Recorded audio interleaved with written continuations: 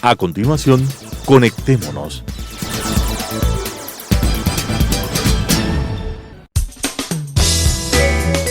Clasificación A. Apto para todo público.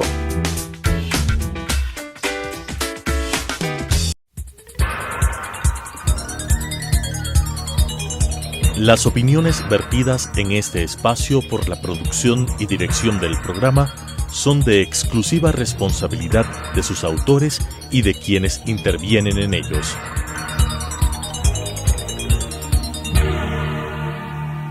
Telesucesos Canal 29 UHF presenta Conectémonos.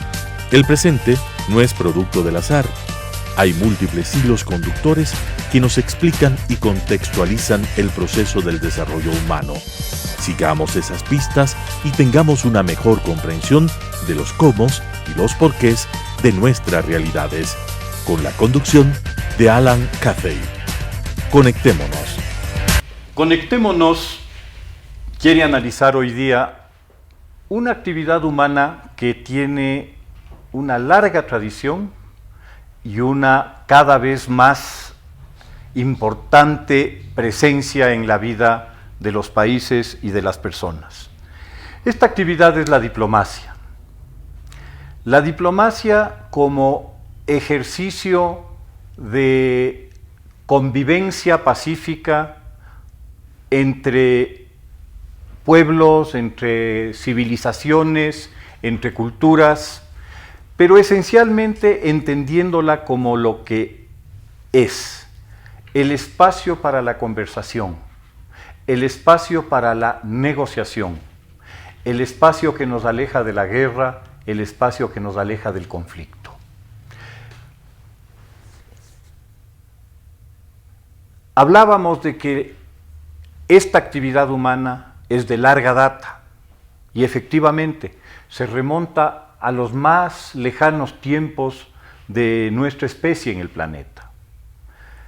La definición de áreas de caza provenía generalmente de un acuerdo y para llegar a ese acuerdo, obviamente, era necesario llegar a una conversación. La alternativa era la violencia.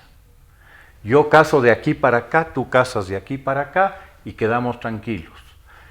Ese espíritu de la diplomacia, ese espíritu de la capacidad de conversar, de llegar a acuerdos, es la base de esta actividad humana.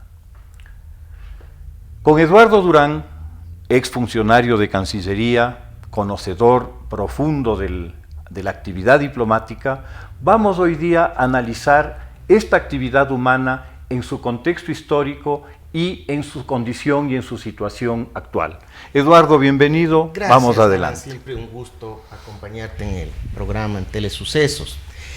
Efectivamente, la diplomacia es bastante ancestral, arranca en la prehistoria misma. Los antropólogos suponen pues precisamente que la definición de áreas de caza pudo ser, ahí hay un pudo ser porque no hay una documentación, ya estamos hablando de la prehistoria, los primeros elementos de encuentro del hombre en su diferencia, es decir, ya estamos hablando de un grupo de caza versus otro grupo de caza. Y allí mismo se da, porque hay que comprender que estas instituciones que manejan la diplomacia, que la vuelven un arte y a veces tiene desde el punto de vista de relación internacional la dimensión de una ciencia, comienzan allí a establecerse esta institucionalidad, porque ya al momento de que hablamos de que hay un entendimiento entre cazadores, es decir, hablamos de sociedades tribales, incluso muchas veces anteriores a la tribu, ya se da la institución diplomática de la inmunidad, por ejemplo, desde el punto de vista de que el que iba a negociar de una agrupación gentilicia con el otro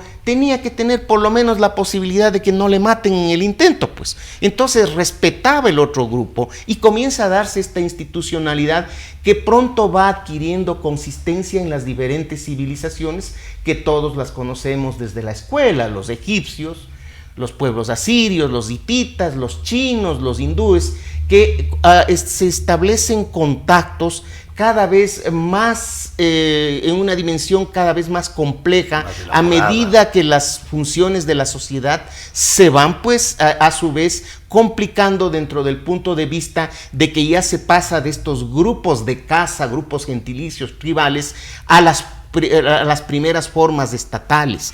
Y será pues del Estado el que convierte a esta actividad de relación con otro Estado o con otros grupos en una dimensión de una de sus actividades trascendentes e importantes, y acompañará pues en el proceso que le lleva a la diplomacia presente precisamente en la evolución de las formas estatales.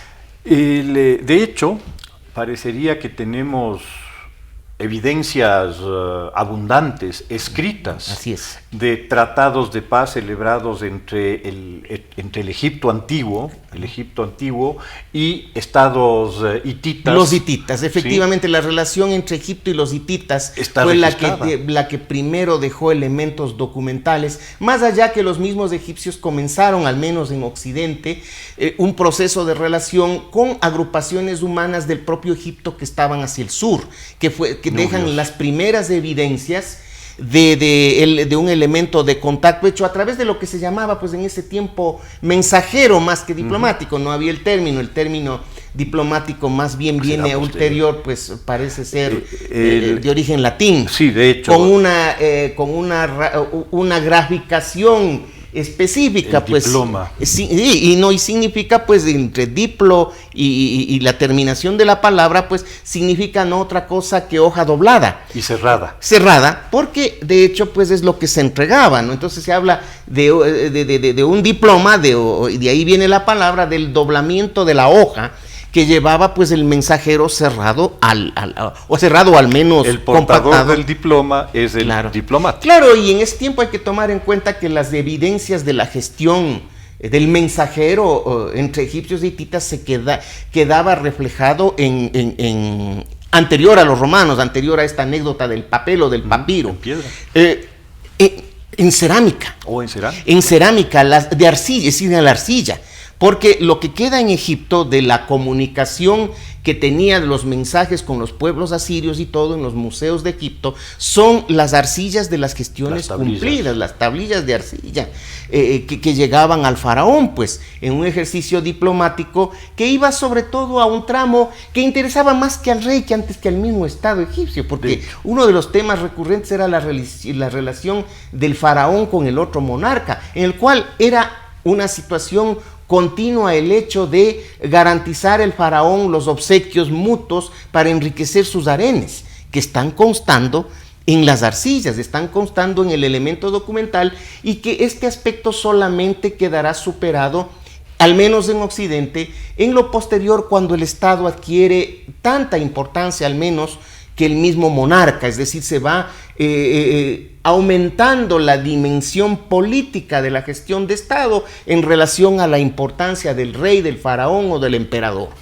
De hecho, ya cuando entramos a la cultura romana y al imperio romano, el tratamiento que tiene el tema diplomático adquiere ya nuevas dimensiones, ¿no? Roma establece mecanismos de contacto permanentes con numerosos pueblos. Hay una embajada, llamémoslo de alguna manera, permanente de Roma con los partos, por ejemplo, con los cuales entran y salen de conflictos y de guerras periódicamente, y que se van resolviendo unas veces por tratados, unas veces por guerras victoriosas o semivictoriosas, o empates técnicos que te llevan a la necesidad de negociar y decir, ok, dejemos las cosas aquí.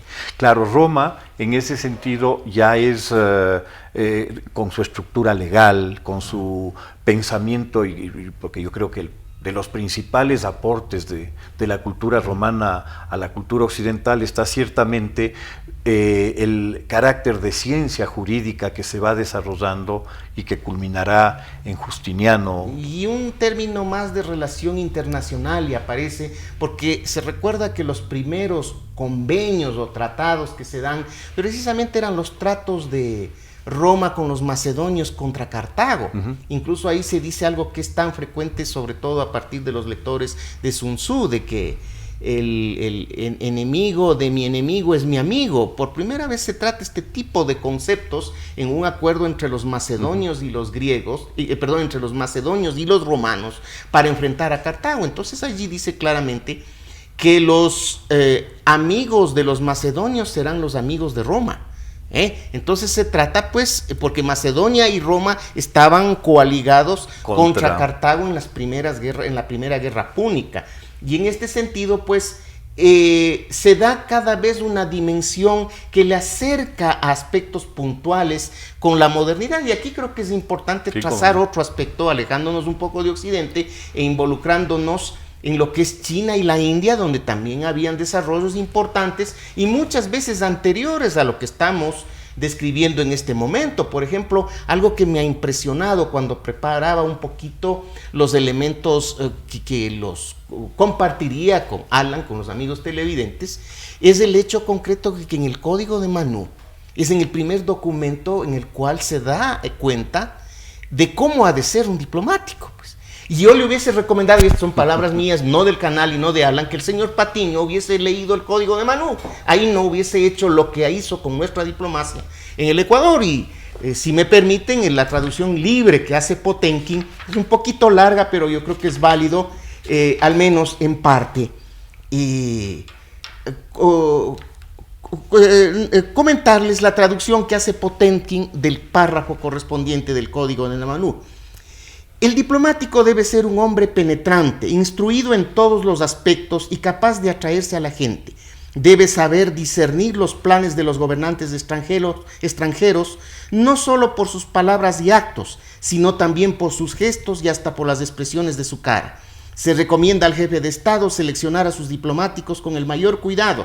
El diplomático debe ser hombre honorable, fiel a su deber, honesto, hábil, con buena memoria, representativo, audaz, elocuente, que sepa el lugar y la oportunidad de las acciones. Los problemas deben ser resueltos por la diplomacia.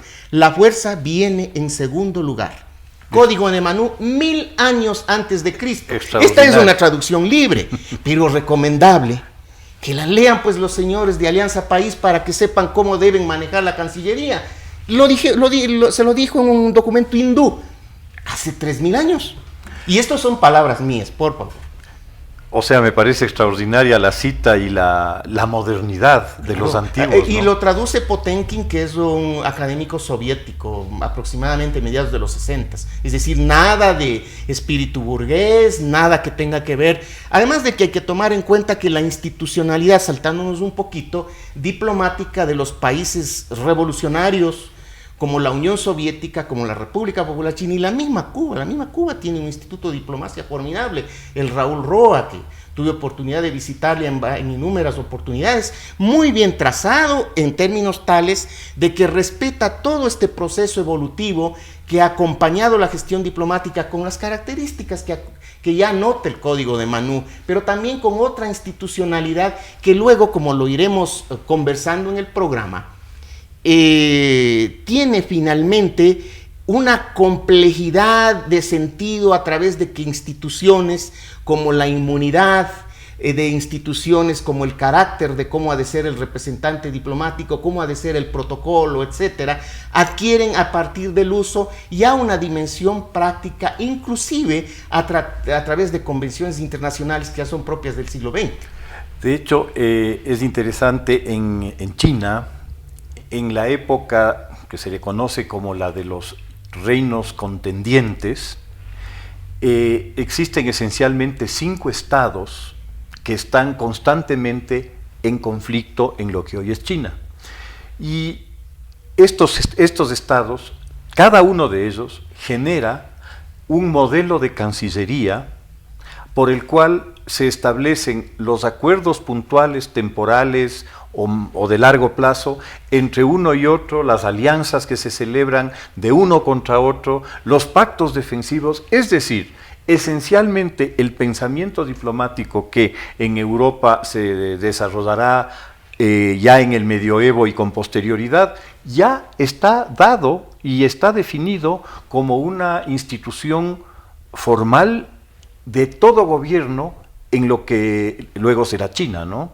Entonces resulta bien interesante que el concepto de Cancillería, como nosotros lo entendemos hoy día, no es un invento de Occidente, No, de ninguna manera. Es un invento o es una concepción y es una elaboración muy anterior. Y a partir de necesidades prácticas. De una necesidad Porque práctica. se tiene que dar orden a la negociación, se tiene que dar orden a la representación a través de instituciones complejas, o más bien dicho, completas, en el sentido de que el diplomático va a hacer una gestión a nombre del Estado, a nombre del rey inicialmente, y que requiere parámetros de funcionamiento. Esto que tiene que ver con algo que es a veces resulta enojoso, del precedente, del protocolo, en el cual un embajador que presentó cartas credenciales en diciembre del año 1915 va primero en relación al que presentó un mes después, pero es necesario porque es el respeto a cada estado, ¿no?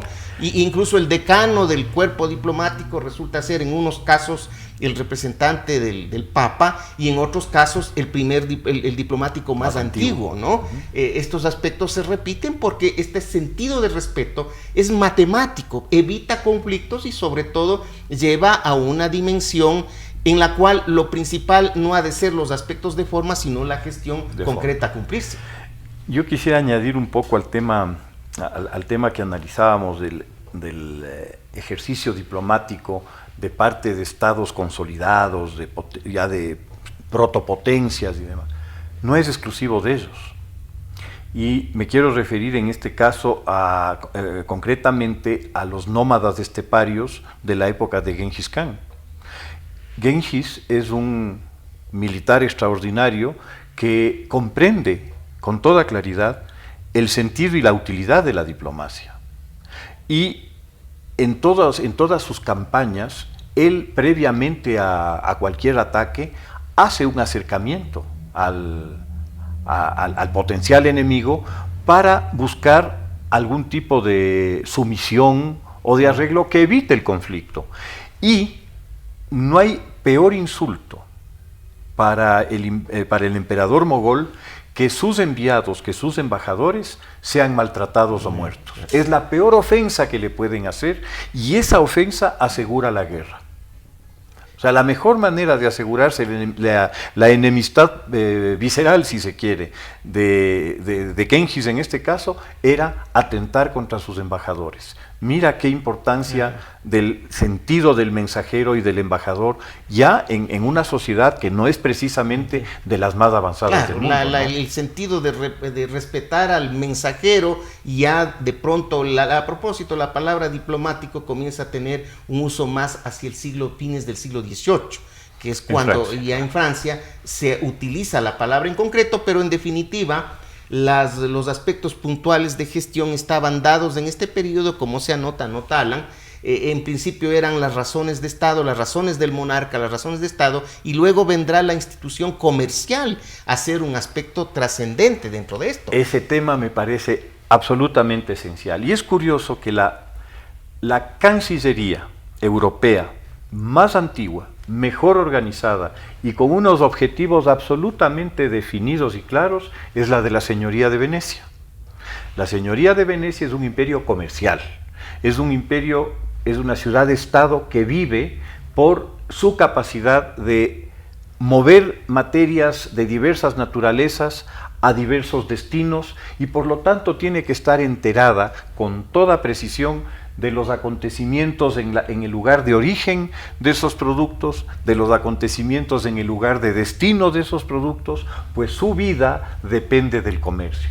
En ese sentido, como decía al principio, la diplomacia y el comercio son las dos actividades humanas que en las relaciones entre países, en las relaciones entre estados,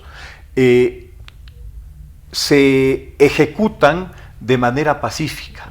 La otra actividad, como Clausewitz anota, es la guerra, pues, ¿no? Claro. La guerra, dice Clausewitz, es una extensión de la política por otros medios. Pero no nos adelantemos. Y estos dos fenómenos, guerra y paz, deseos de paz y necesidad ineludible a veces de la guerra, cuando la confrontación la vuelve inevitable, es un fenómeno humano que no ha podido ser superado, y como van las cosas, vemos que es muy difícil que en el futuro inmediato lo sea. Lleva pues precisamente a que la negociación de paz, si incluso se ha producido la guerra, sea un elemento que comienza a acompañar el proceso de gestión diplomática. Ya tenemos la paz de Westfalia, por ejemplo, ¿no? Westfalia, que es una situación trascendente en la configuración del mapa europeo, principios del siglo XVII, 1615 me parece, si la memoria no me traiciona, la memoria no me traiciona, y que será importantísimo dentro de la configuración europea, ya tratada en términos que comienzan a verse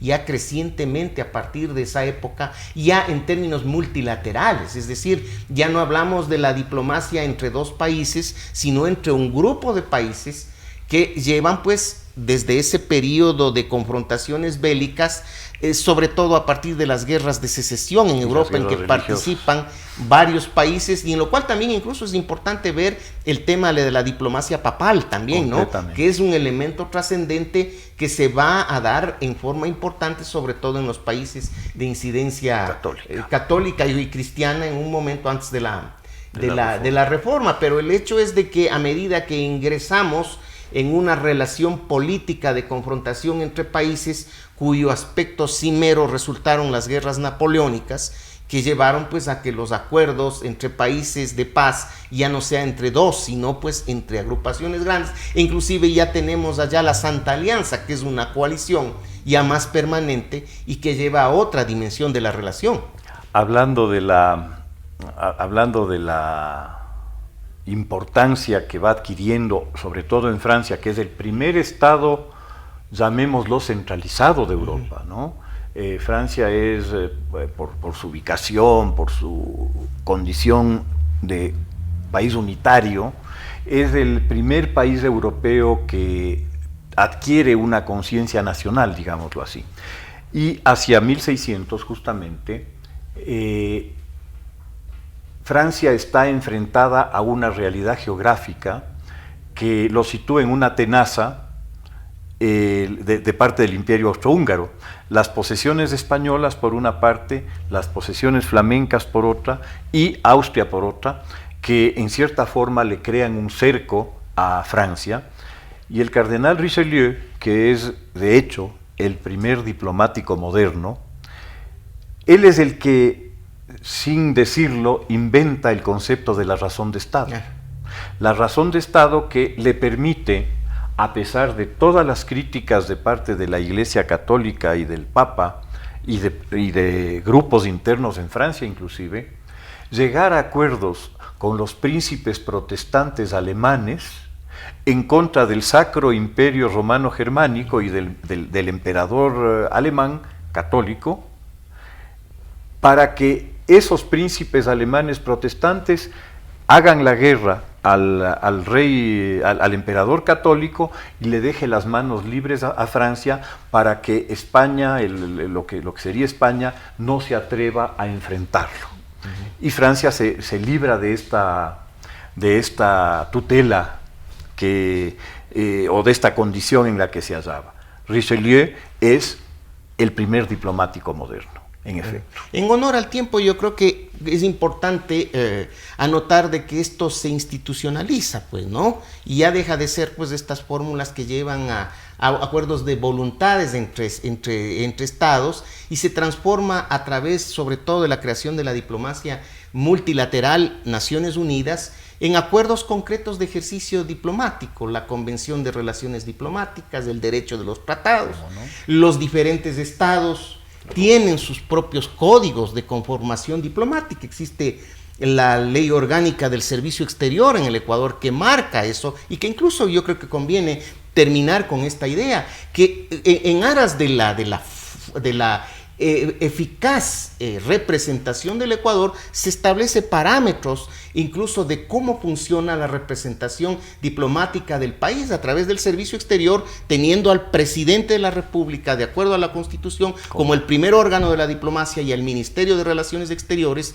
como ejecutor, tanto en su aspecto interno como externo. De allí es que realmente me sorprende de que a la última reunión del Consejo Político del ALBA hayan mandado al ministro de Defensa, el señor presidente de la República, en la cual el señor ha suscrito una declaración en la cual se respalda al gobierno de Venezuela dentro de esta crisis, mientras el presidente en Europa anota que se debe respetar la soberanía de los países en la resolución de los problemas. Otra vez son mis palabras, eso no compagina pues con lo que dice la propia ley orgánica del servicio exterior actual. Tengo entendido que se la piensa reformar, espero que para bien, pero no compagina pues con lo que se anota aquí, y de hecho da lugar a estas expresiones de contradicción. Nada más de mi parte en este sentido. Para terminar, tendremos que volver a tomar este tema y tratarlo, pues las nuevas realidades del mundo, sobre todo el encogimiento del mundo, la globalización, la conectividad, están exigiendo cada vez más una respuesta mucho más ágil, mucho más rápida que el procedimiento tradicional de la democracia, de la diplomacia. Y por otra parte, las necesidades de acuerdos comerciales globales cada vez la vuelven más esencial. Muchas gracias, Eduardo. Gracias, tratemos el tema un gusto, futuro. amigos televidentes. Las opiniones vertidas en este espacio por la producción y dirección del programa son de exclusiva responsabilidad de sus autores y de quienes intervienen en ellos.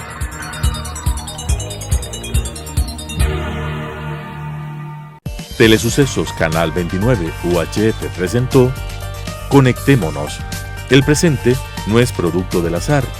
Hay múltiples hilos conductores que nos explican y contextualizan el proceso del desarrollo humano.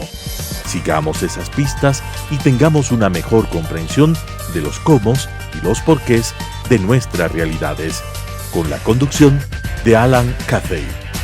Conectémonos.